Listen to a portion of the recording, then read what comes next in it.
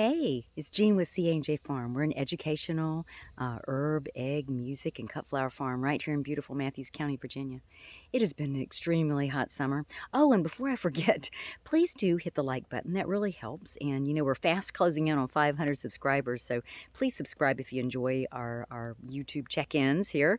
Today's our farm share, and I used to call it Yeehot's YouTube Tuesday, but it seems like I never can get it out there on Tuesdays anymore. So I'm just going to go to farm share, and I'm going to try to share more often during the week and not really keep track of what day I'm doing it, but just kind of pop in. I'm out here watering like we always are, and about half the time after I water, God comes and waters too. So I'm out here watering. I thought I heard some thunder, but I don't see anything, but we'll see. I thought I'd show you around a little bit. I just watered this dianthus, and you can see some honeybees on there. They're drinking the water off the leaves. We have 4 hives on the farm, and I'll be doing a video soon as I'm caring for them. If I can stand to put on the suit, it's been just so hot. Be sure you keep, I know we try not to have too much standing water on the farm because we don't want to encourage mosquitoes. But you do want to be sure you have some for the honeybees and for the other pollinators. I've been starting a lot of cuttings lately. I got some Virginia sweetspire cuttings started here. And in the hoop house, I started some comfrey and some wormwood and some mugwort cuttings too. July and August is the time you start your cuttings usually, because the energy's starting to go back down from the flowers and the leaves and going back down into the stem. So it's a great time to start your cuttings. I've got some rooting hormone I've been trying to use up. And see those bees drinking water? They're buzzing around drinking the water I just put down. But and this dianthus, it looks kind of ragged right now, but dianthus is a perennial. I'm actually going to, it gets kind of ragged in the heat of the summer, but it'll be back, and it has edible flowers. So we actually have a lot of it planted around. CA's fixing to go back and till up our back vegetable garden, getting ready for me to plant soon with our fall veggies. And I got a lot of work to do on the cut flowers too. These are some late tomatoes we planted. I've got some here, and I've got some over there in the front vegetable garden too. You never get quite as good a harvest from your late summer or early fall crops as you do during the spring and summer. But we're having a pretty good turnout, and I've got a lot more coming, it looks like. Now, if I've been doing this right, and I'll try to show you how to do it right next year as we come into this. If I was doing this right, I would have pruned a lot of my tomatoes. I'm going to reach in there and pick a few because I want to eat a few. I would have pruned my tomatoes if I was doing it right. And the more you prune out the suckers and the stuff that's not growing tomatoes, then the energy goes into the tomatoes. Now, these are just cherry tomatoes, so I'm not that worried about that. They're not going to get big anyway. But your big tomatoes, that does make a big difference.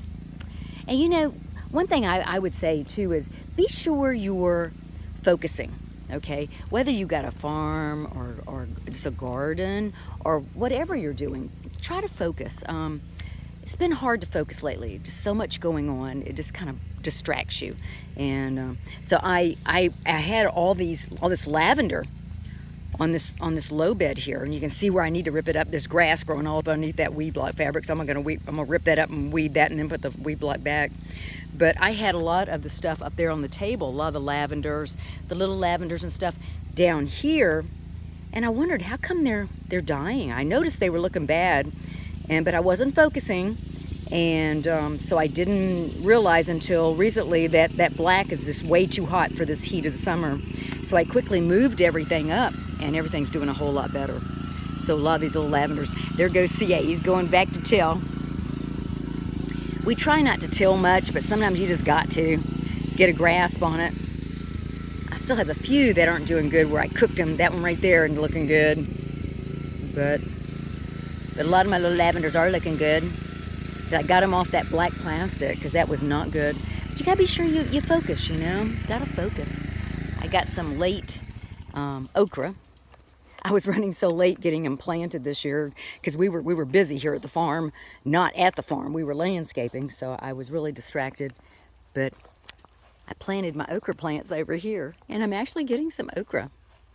So at least they didn't go to waste, because I was very, very late planting them, and it looked like I wasn't going to get them planted at all. Over here we've got hot peppers, so they look really good. Got a few sweet ones here, and this is milk thistle. Look at that. Milk thistle's amazing. I don't know, I showed y'all earlier the big, huge milk thistle plant we had here that made it through the winter. I mean, it was taller than me. And we harvested it and the seeds, and we're going to grind that up for medicine. But some of the seeds we took and we just scattered in here, and they all sprouted. So if you stop by the farm and say, hey, Jean, I want one of your milk thistle plants, you can give me like $3, and we'll dig it up and put it in a pot, and you can take it home, and you'll grow your own milk thistle. It does good during the winter. If it gets below 30, I usually cover it with just a, some kind of a towel or a blanket or a sheet or a row cover. Give it a little protection.